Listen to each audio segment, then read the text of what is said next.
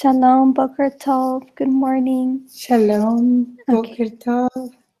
We're going to continue or begin Parshah Toldot. So we left off on in the previous parasha when Sarah passed away. Abraham remarried Keturah, and he had sons, and he sent them away from Isaac. And then he sends Eleazar to find a wife for Isaac. Okay, Eleazar brings back Rebecca. Okay, and she marries Isaac. And we're going to read now Parashat Toldot. Toldot means genealogy or family, descendant, and we could defend the genealogy of Yitzhak. So we're going to read just the first part, which is chapter 25, 19 through 34, and then we'll read like the first 17 verses of the chapter 26 of Beresheet. So let's say the blessing to begin. Baruch Hu et Yahweh HaMbarak. Baruch Yahweh HaMbarak Leolam Ba'e. Baruch Atah Yahweh Eloheinu melech haolam, asher bahar banu mikol hamim, v'natan lanu et torato. Baruch Atah Yahweh noten haTorah. Amen. Okay. Let's begin. And I'm going to put the transliteration. I'm going to share my screen so you can see the transliteration. And then we'll hear the audio of the first verse, and then we can comment.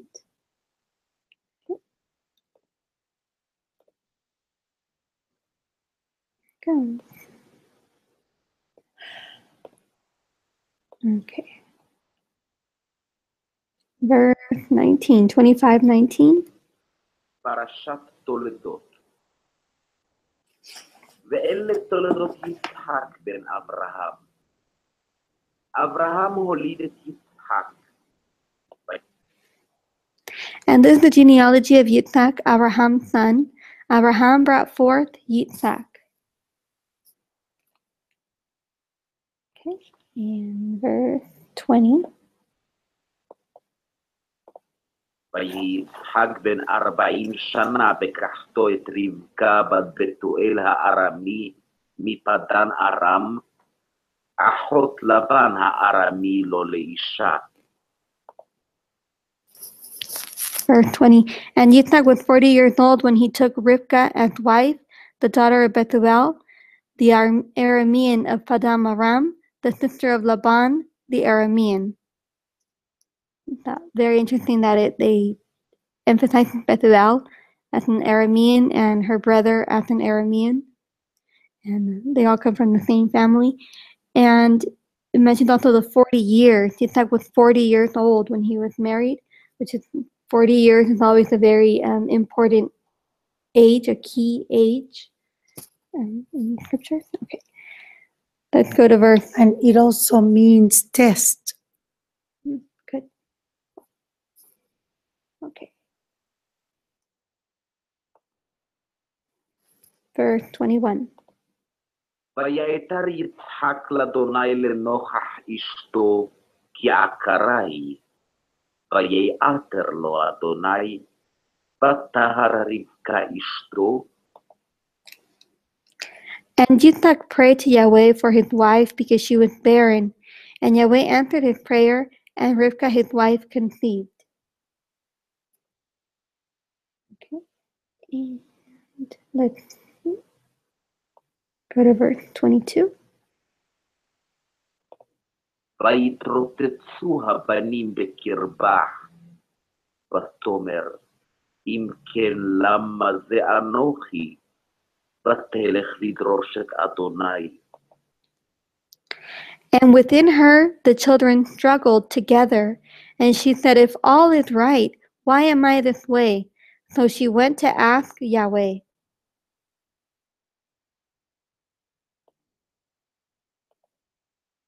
ויאמר אדוני לך, שני גויים בבטנך, ושני לאומים ממעייך ייפרדו, ולאום מלאום יאמץ, ורב יעבוד צעיר. And Yahweh said to her, 2 nations are in your womb, and 2 people shall be separated from your body, and 1 people shall be stronger than the other, and the older serve the younger.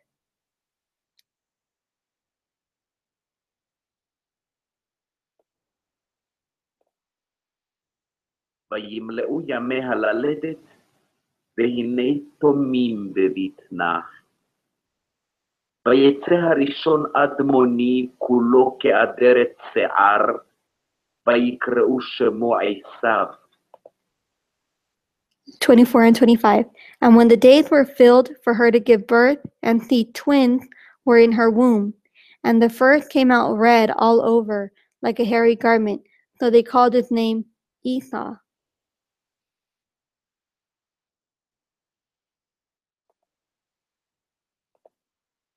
ואחרי כן יצא אחיו, וידו אוחזת בעקב עשיו, ויקרא שמו יעקב. ויצחק בן 60 שנה בלדת אותם. And afterward his brother came out with his hand holding onto Esau's heel, so his name was called Jacob, and Yitzhak was 60 years old when she bore them. 20 years after he married her, right? 20 years later. ויגדלו הנערים, ויהי עשיו איש יודע ציד, איש שדה, ויעקב איש תם, יושב אוהלים. And the boys grew up, and Esau became a man knowing how to hunt, a man of the field, while Jacob was a complete man dwelling in tents. Which is a way to say that he was studying Torah in the tent. Right. Verse 28. ויאהב יצחק את עשיו כציד בפיו, ורבקה אוהבת את יעקב.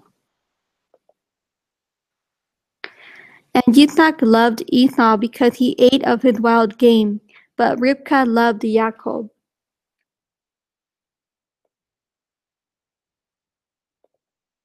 ויבד יעקב נזיד, ויבוא עשיו מן השדה והוא עייף. And Jacob cooked a stew, and Esau came in from the field, and he was weary.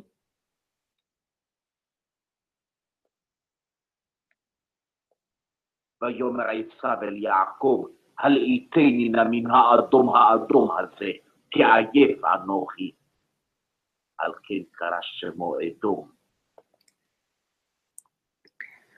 And Esau said to Jacob, "Please feed me with that same red stew, for I am weary." That is why his name was called Edom, just red.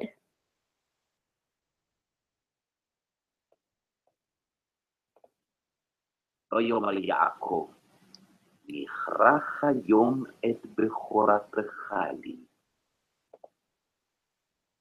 But Jacob said, "Sell me your birthright today." ויאמר עשיו, הנה אנוכי הולך למות, ולמה זה לי בכורה? And Esau said, "Look, I am going to die, so why should I have birthright?" ויאמר יעקב, ישבע לי כיום, וישבע לו, וימכור את בכורתו ליעקב. Then Jacob said, "Swear to me today." And he swore to him and sold his birthright to Jacob.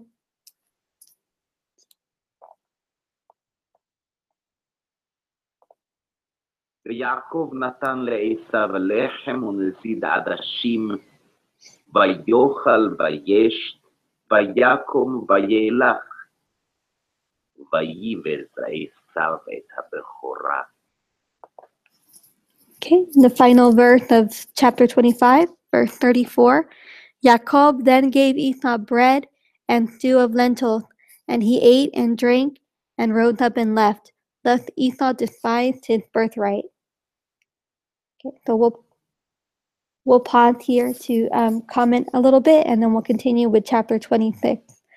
So there's a lot here in this chapter, and I guess we've mentioned about Yitzhak being 40 years old, and then he said he prayed to Yahweh for his wife, right? And Yahweh answered his prayer, right? And then we have the children struggling within Rebecca, and she's not sure what is happening, right? And Yahweh tells her 2 nations are in your womb, right? There are 2 that are struggling, and one people will be stronger than the other. So there's kind of like they're on a teeter-totter, where when one is strong, the other one is going to be a little weaker, and then when the other one is strong, that one's going to go down. So they're never equal. Always one is stronger than the other. Okay, and Esau is red all over, right? The older children. You can comment. Interesting, because it says the older serve the younger, but actually they both have the same age because they're twins. However, the older in this case is considered Esau. Yeah. Because he was brought out of the womb first. Interesting. Yep. So, and he comes out red, red all over like a hairy garment. So they called his name Esau. So I've heard the comment that his name is referring to like he came out mature. He came out a little old, like looking already fully developed. like a little toddler type, already fully developed. He was cooked all the way, like they say. Okay, and his brother came out holding on to Esau's heel, and so they called his name Jacob. And this is 20 years later. Okay, and Esau became a man knowing how to hunt. Okay, so Yitzhak loved Esau because he was a hunter, a man of the field. I know you want to say something. And well, it's very interesting. The couple here, Rivka, she knows what a man of the field is, and she compares to the other son. He's a man of tent, a man that follows Torah, likes to read Torah, follows on the steps of Abraham. And she can see the danger lying ahead, because in this case, Esau is a man who likes to hunt, to see blood, it's more aggressive in a way. And that's why she loved the son, Jacob. And growing in a place where she can see the type of man that Esau is, and now she can see the type of man that the other son is. And she can see that in a way, Esau, it's a danger, and how the 2 manner of people that were wrestling inside are coming out to be.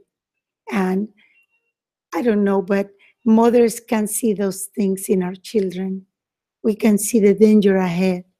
We can see the character being developed in each one, who's telling the truth, who's lying, etc. No, Boker Tov. Good morning. Good morning. Mhm. Am I the only one in here? Yep. Oh, Okay. So we were talking about Yitzhak loving Esau, or having a preference for Esau. And I kind of thought, I figured maybe Yitzhak is really similar to Jacob, in that maybe they're both like men of the tent. They're both like scholars reading the Torah. And I think sometimes in our human nature, we have a tendency to kind of have or admire people that have other characteristics that we don't have.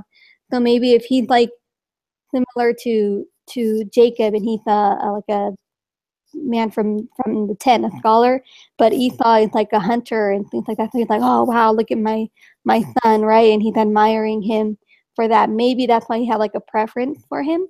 But I think the Torah is definitely telling us that it's not good for parents to have a preference for one child over the other, because later on, Jacob does the same thing. Jacob shows preference for Joseph, and that leads to very serious problems within the family, right? With the brothers, where they can't get along. So that's a practical application nowadays. Mm-hmm. You know, how to not to show preference to one child specifically or two, or, you know, because that can cause a lot of friction in the family. And then we have the stew. Jacob cooked a stew. Okay, so traditionally the commentaries are sharing that this was when Abraham passed away, and that they made lentil stew because that was traditional for mourning. And so basically, they point out that Esau didn't really have respect for the day of mourning of Abraham's death. I don't really know if how accurate that is. I am pretty sure that they do know that Abraham was alive when Esau and Jacob were teenagers. Up to the point when they were teenagers, Abraham was still around. But if this is the day when he passed away, and if it is lentils, I'm not sure. It could be. Also, how it says here that that's how Esau despised his birthright. So it's a blessing to have the birthright. It's a blessing to open the womb of the mother. And however, he is despising it as if it's nothing. He says, I'm going to die anyway, so, you know, I'll sell it to you.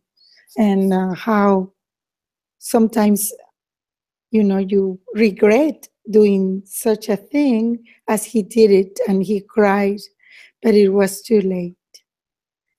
Okay. And the other thing is, okay, so the other comment that they make is that Esau uses very terms that are not very sophisticated, like very just Mundane? I don't know about mundane, but kind of like choppy words. Like he just says, like, throw some of that stuff in my mouth, kind of like the equivalent. Yeah, like just throw it in the pie hole, you know, like that kind of thing. It's just not very sophisticated. Okay, so he tells him his birthright, like my mom mentioned. So the birthright is very, very special, very important, right? The person with the birthright was basically the spiritual leader of the family. And let me see if I can find it in the Hebrew. Give me 1 second to look here. Okay. Okay, no, I don't see it, but that's okay. I was looking in the Hebrew, I don't see it. Okay, so we're going to continue with chapter 26. And now there is a famine in the land, and they're the same way there was a famine in the time of his father, in the time of Abraham. I'm going to share now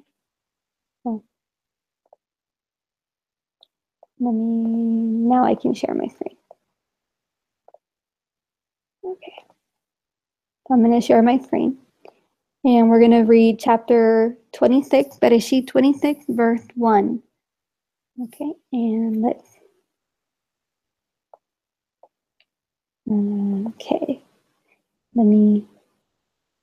Sorry, I'm going to have to open this again.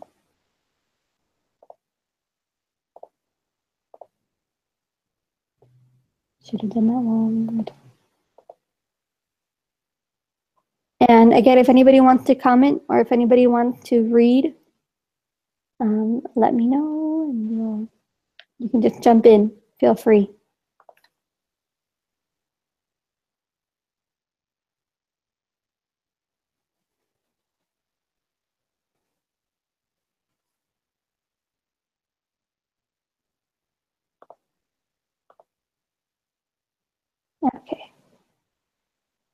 It's opening the file. Let me just.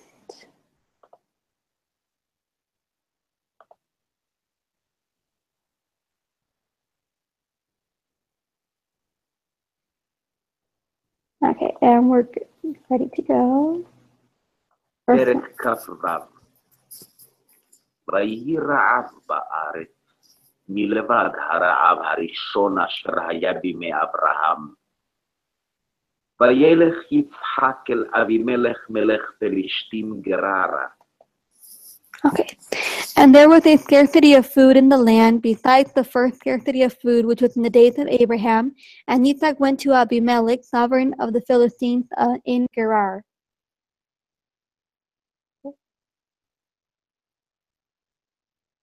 וירא אליו אדוני, ויאמר, אל תרד מצרימה, שכון בארץ אשר אומר אליך.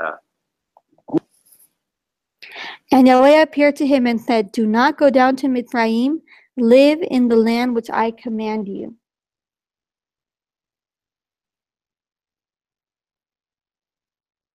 גור בארץ הזאת, ואהיה עמך ואברכך, כי לך ולזרעך אתן את כל הארצות האל, והקימותי את השבועה אשר נשבעתי לאברהם אביך. Sojourn in this land, and I shall be with you and bless you, for I give all these lands to you and your seed, and I shall establish the oath which I swore to Abraham your father.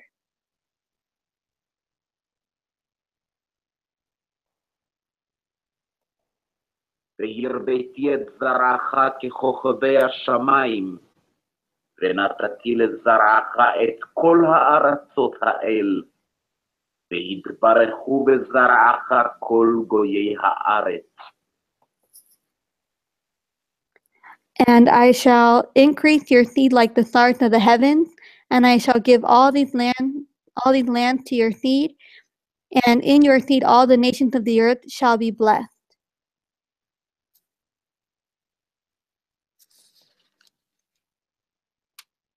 עקב אשר שמע אברהם בקולי, וישמור משמרתי, מצוותיי, חוקותיי ותורותיי. Because Abraham obeyed my voice and guarded my charge, my commands, my laws, and my Torot.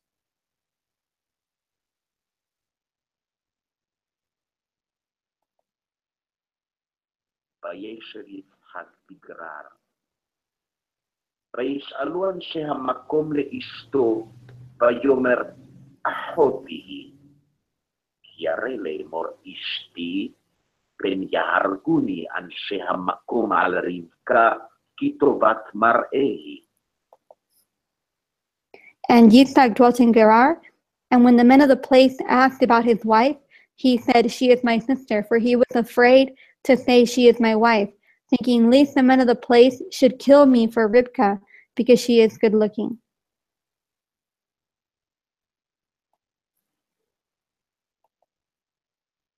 ויהי כי ארכו לו שם הימים.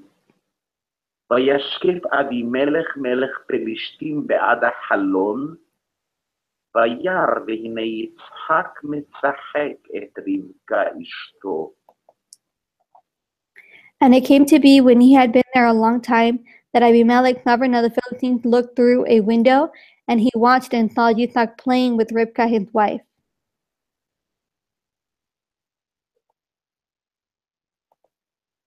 ויקרא אבימלך ליצחק ויאמר, אך הנה אשתך היא, ואיך אמרת אחותי היא? ויאמר אליו יצחק, כי אמרתי פן אמות עליה. So Abimelech called Yitzhak and said, see, truly, she is your wife. So how could you say she is my sister? And Yitzhak said to him, because I said, lest I die on account of her. ויאמר אבימלך, מה זאת עשית לנו? כמעט שחר אחד העם את אשתך, והבאת עלינו אשם. And Abimelech said, what is this you have done to us? One of the people had almost lain with your wife, and you would have brought guilt on us.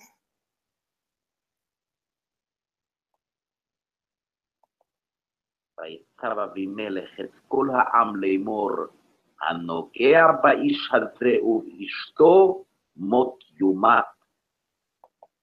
Verse 11. And Abimelech commanded all his people, saying, He who touches this man or his wife shall certainly be put to death.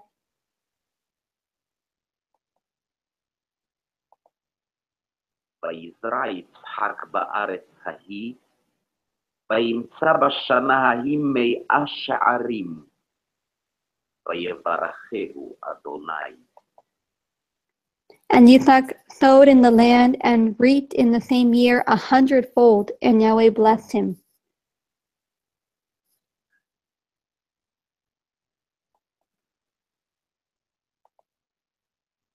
ויגדל האיש, וילך הלוך וגדל, עד כי גדל מאוד.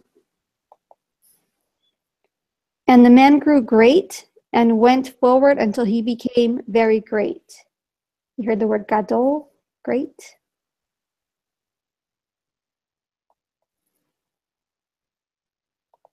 לו מקנה צאן ומקנה בקר ועבודה רבה, ויקנאו אותו פלישתים. And he came to have possessions of flocks and possessions of herds and a great body of servants, and the Philistines envied him. לכל הבארות אשר חפרו עבדי אביו, בימי אברהם אביו, סיתמום פלישתים וימלאו מעפר. And the Philistines had stopped up all the wells which his father's servants had dug in the days of Abraham his servant, and filled them with dirt. Envy can be a very dangerous thing. And we see the same pattern. First, he says, she's my sister, just like the father. Then Abraham, he was afraid. We can see the human part in both of them, that even though they were so special in the eyes of the father, however, they are just humans with their fears and making mistakes just like anyone else. But, with a heart fearing Yahweh. So That's good. That's the last part for today. The last verse for today, 17. אומר אבימלך אל יצחק, לך מעמנו, כי עצמת ממנו מאוד. וילך משם יצחק, ויחן בנחל גרר, וישב שם. That was 16 and 17. And Abimelech said to Yitzhak, Go away from us, for you are much mightier than we. So Yitzhak went from there and pitched his tent in the Wadi Gerar and dwelt there. Okay. And so there's also a lot here in this portion. Also, in the email, I sent a link to the translation, and I also sent the audio. If you want to hear the audio on your own, just straight through, and you want to pause it or study it however you want to, you guys have the audio in the email. If you want me to send you a specific chapter, just let me know. So let's see, we were chapter 26. So we mentioned about the famine. So there was a famine in the time of Abraham, but he went to Egypt the first time.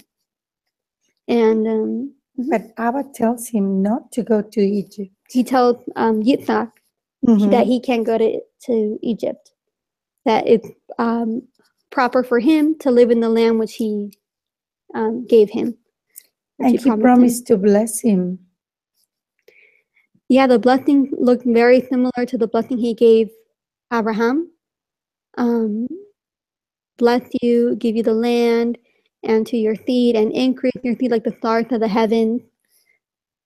So it looked very similar. Oh, and it says, in your seed, all the nations of the earth shall be blessed. It's almost the same words that he told Abraham. And then he told him why. Because Abraham obeyed my voice and guarded my charge and my command.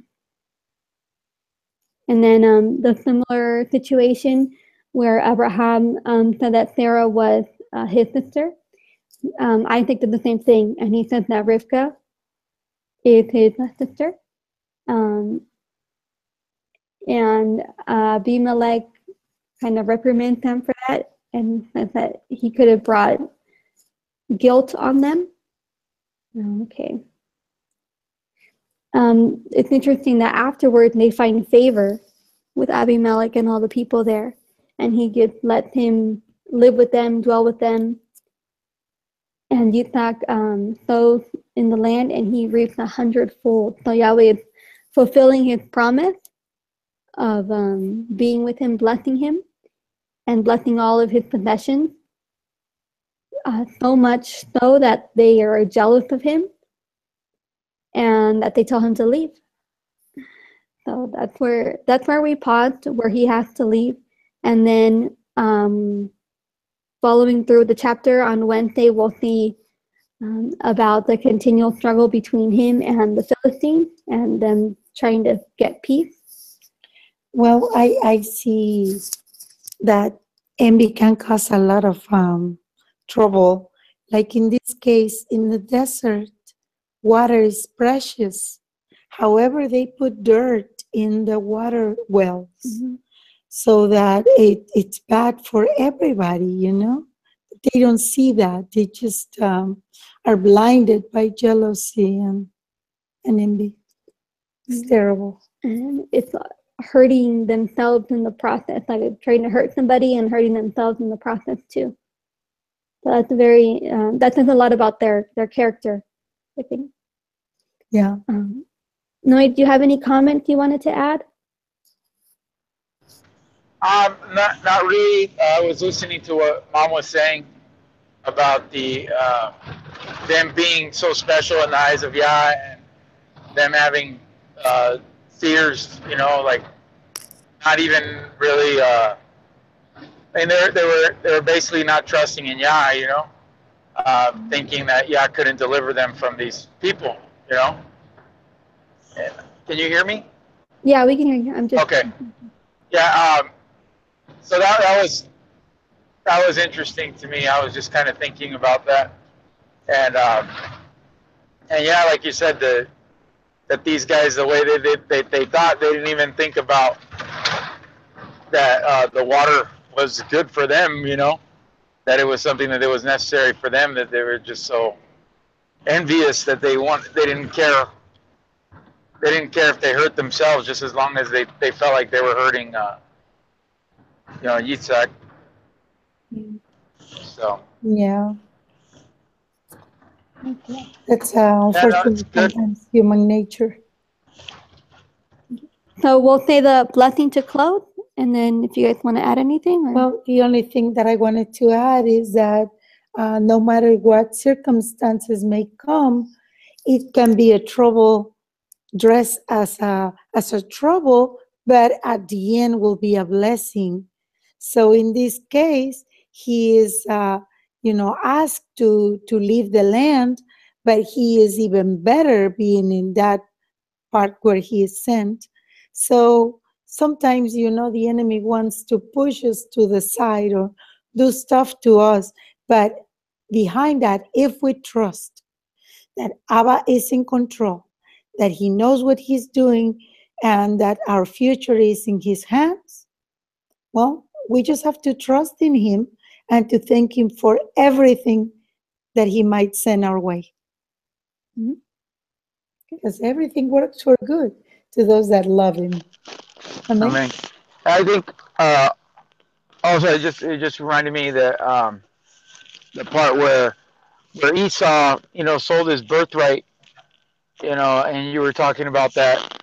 That Esau basically he didn't value what he had, but it was foretold before, that would happen, and it's just interesting.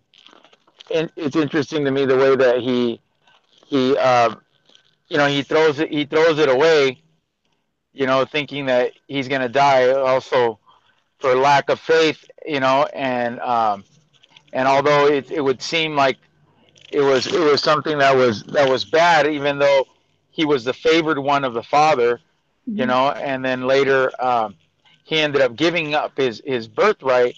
You know, Yah did something good turned something good out of it, you know, and blessed Yisak, and then Yisak ended up blessing Esau later, you know. I believe when the mother receives the message that two manner of peoples are in her womb, she knows what that means. You know, one people or one group of people, they're going to care about Yahweh, His laws, His Torah, you know, follow or obey. But the other manner of people are going to be the rough kind, the one kind like the first two that came to the earth, you know, from Adam and Eve, that one of them was a man of the land, and he brought Yahweh what he wanted to bring, but not what Yahweh requested. And it's the same story here, you know, how Abel brought a lamb as it was requested by Abba for the sacrifice, but the other son brought whatever he found in the land, and he was upset that the brother brought the acceptable offering. So it's the same story again. And it's the same story in the world. People that are religious in a way, but they bring to the Father what they want, not necessarily what he is requesting or what is pleased with. And the other kind of people trying to bring Abba what he is requesting. And always the envy of the people, you know, why are they doing that? We are not under the law anymore. Who said that? The Father is the same yesterday, today, and forever. So that envy, that jealousy, it's going to be there until one time. And we were reading that one day, you know, that envy is going to disappear and the two people are going to be one. Yeah. The envy between Ephraim and Judah. Exactly. That's very interesting. When you were mentioning about like the two children, the twins, struggling in Rivka, that we didn't mention also, that brings up the question, right? When we're born, are we born already with an inclination for good and an inclination for evil? That's a question that it brings up, because apparently, you know, they're struggling because one is inclined towards righteousness and the other one is inclined towards evil. So that brings up the question of, if when we're born, are we already born with that inclination? Can we change when we're older? Can we choose when we're older? You know what I mean? To repent, or to stay with Yahweh. I think that's an interesting consideration. I believe the man without Torah, it's like an animal. And a man with Torah has respect for the Creator. And the Torah is the lamp unto our feet. Man without Torah, or doesn't care about the commandments of Yahweh, the statutes of Yahweh, then you become like a ship in the ocean without a wheel, or uh, it's very important to have that circumcision of the heart, like Jeremiah 31 states, because if not, we're gonna be just like animals. And that's what's happening to the generation today that cares not about Yahweh's laws or Yahweh's Torah or teachings. You know, they're gonna let all the evil inclination just rule, and they become just like animals. But hopefully, people will see the difference that is to live, like an animal without anything to guide you or to live with Torah and be guided by Yahweh. If we despise Yahweh's commandments, then the curses will come upon you. If we listen and obey, then the blessings will come towards you. People want the blessings, but they want nothing to do with the one who sends the blessings. That's where the problem lies. Yes. On a different note, we didn't mention also, I think it's interesting that how the son, Isaac, does the same thing as the father, as Abraham. So he goes to the same place. He goes to the land of Abimelech, or to Gerar. He goes to the same place. He tells the same lie. I just think it's that kind of follows a pattern. I don't know if that's like a message to parents, like your children are going to do the same thing that you're doing, or and you know, Abraham was righteous, so Isaac was righteous. That could be it too. Did you have any other comments, Nye? No, I agree with you with what you're saying. I think I can't think of anything else right now. Okay, that's okay. Then we're going to say the blessing to close. Oh yeah, one more thing that came to me about, remember, there is a scripture that we were wondering, because it says that in those days he's gonna put together the seed of animal and the seed of man together. And we were wondering, what in the world is that?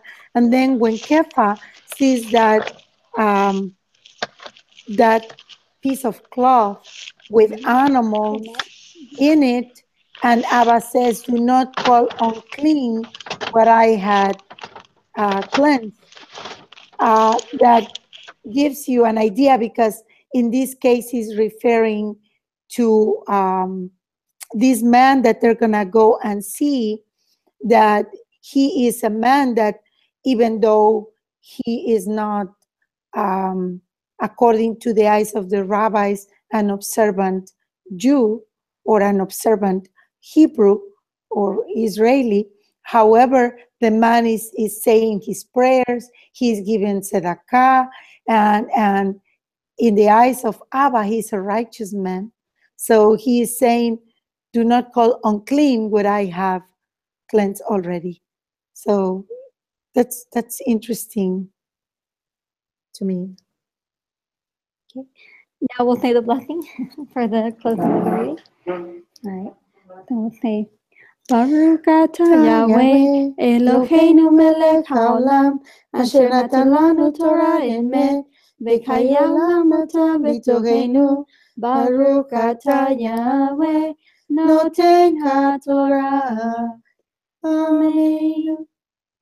Okay. And we pray everybody has a very blessed Monday, a productive and excellent day, and a great week. Amen. May you receive the blessing of Abraham, and may you be a light in this world and the salt of this earth today. Amen. In the Shem of Yeshua HaMashiach. Amen. And we're going to have prayer meeting tomorrow, and anybody can connect by phone if you can't come in person also. Just a reminder about that. And the transliteration is in the description and below, and also in your email, along with the audio for anybody who wants to look at it again. Shalom, shalom. Shalom. Have a blessed day, you guys.